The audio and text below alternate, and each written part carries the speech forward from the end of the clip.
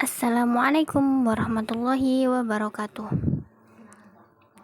Perkenalkan, nama saya Wina Octavia. Seperti pada minggu-minggu sebelumnya, yakni video ini bertujuan untuk memenuhi tugas mata kuliah Balaghah 2 pada bagian ilmu bayan yang berjudul Balaghah Majaz Mursal wal Majaz Akli, Majaz Mufrad bil Isti'arah, Taksimul Isti'arah, Mayat Guru Minat Warfaini. Nah, mata kuliah Balaghah ini diampu oleh ustazah kami yang sangat cantik dan juga multitalenta, yakni Ustazah Siti Sulaikha MPD.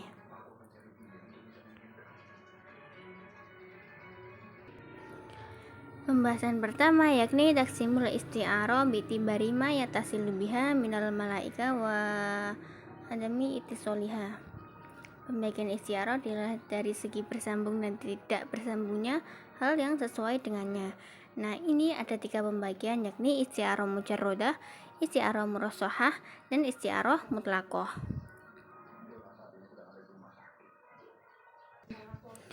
Pembagian yang pertama yakni isti'arah mujarrodah. Isti'arah mujarrodah ini isti'arah yang disertai dengan sesuatu yang sesuai dengan musta'ar lahu atau musyabahnya. Contohnya, fi baiti asadu yuslihud dajajatahu. Di rumahku ada singa sedang memperbaiki sepedanya. Nah, di sini seorang singa kan tidak mungkin bisa memperbaiki sepeda. Jadi, asal kalimatnya itu seperti ini. Fi baiti rajulu syuja'i kal asadi yuslihud dajajatahu. Di rumahku ada laki-laki yang pemberani seperti singa sedang memperbaiki sepedanya. Nah, laki-laki pemberani ini sebagai musyabahnya dan singa ini sebagai musyabahnya. Jadi, kata memperbaiki sepedanya ini sesuai dengan musyabahnya. Namun dalam contoh ini laki pemberani itu tidak disebutkan. Jadi ini langsung ke penyerupaannya. Dan contoh yuslihud dajajatahu ini cocok dengan musyabahnya.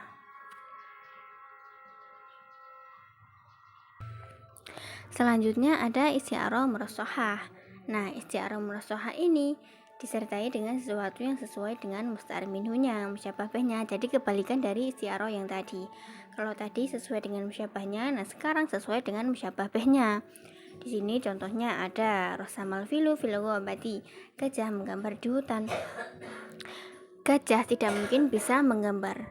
Nah, namun di hutan ini sesuai dengan habitat gajah itu tadi. Yang asal kalimatnya itu ada orang yang gemuk seperti gajah sedang menggambar di hutan. Nah, jadi orang gemuk ini sebagai musyabahnya. Nah, gajah ini sebagai musyabahnya. Sedangkan lafadz di hutan ini sesuai dengan gajah itu tadi. Dan jadi kan bisa jadi meskipun gajah di hutan dan orang gemuk tersebut juga bisa menggambar di hutan. Asal lafadz selanjutnya ini sesuai dengan musyabahnya.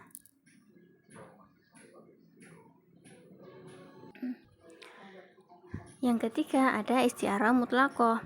Isti'arah mutlaqah ini isti'arah yang tidak disertai dengan sesuatu yang sesuai dengannya sama sekali, atau disebutkan sesuatu yang sesuai dengan musta'ar minhu dan musta'ar lahunya sekaligus. Contohnya, yakulul asada al-lahma, singa makan daging. Nah, dalam contoh di sini, misal singa ini diserupakan dengan laki-laki pemberani. Nah, laki-laki pemberani tersebut juga bisa memakan daging. Jadi singa bisa makan daging dan orang pemberani tadi juga bisa makan daging. Jadi makan daging ini sesuai dengan singa, juga sesuai dengan laki-laki pemberani.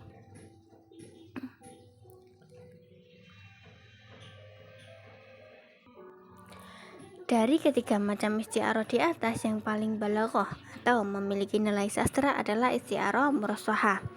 Sebab bentuknya dapat melupakan adanya penyerupaan atau tasbih, bahkan meniadakannya.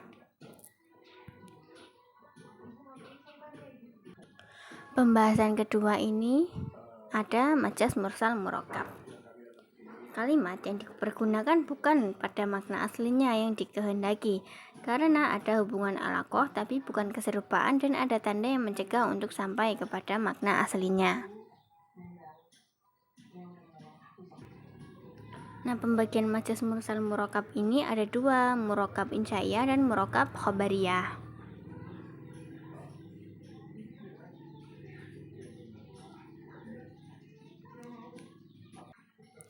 Yang pertama ada murakkab khobariyah. Murakkab khobariyah ini yang digunakan untuk mana insya karena beberapa tujuan, antara lain penyesalan, menampakkan kesedihan, menampakkan kegembiraan, dan menyatakan dalam bentuk doa. Contohnya, la'anallahu ilal musyrikinat.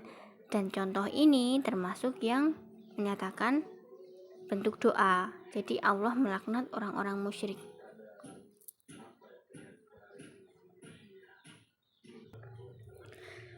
Yang kedua ada murakkab insya'iyah. Majaz mursal yang digunakan untuk perintah, larangan, pertanyaan yang keluar dari makna aslinya dan digunakan untuk makna yang lain yang bentuk insya. Tetapi yang dikehendaki adalah makna khobariyah tadi. Jadi ini kebalikannya tadi. Kalau khobariyah ini bermakna insya, nah kalau insya ini bermakna khobariyah. Contohnya, ba'da intiha udarsa faghliqul baba.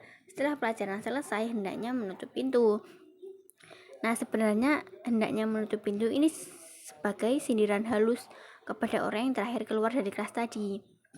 Sebenarnya makna aslinya faghliqu kan tutuplah. Namun jika secara haluskan kan hendaknya menutup pintu. Namun makna yang dimaksud ini adalah setelah pelajaran selesai tutuplah pintu itu. Alhamdulillah, sampai pada slide terakhir, yakni ucapan terima kasih.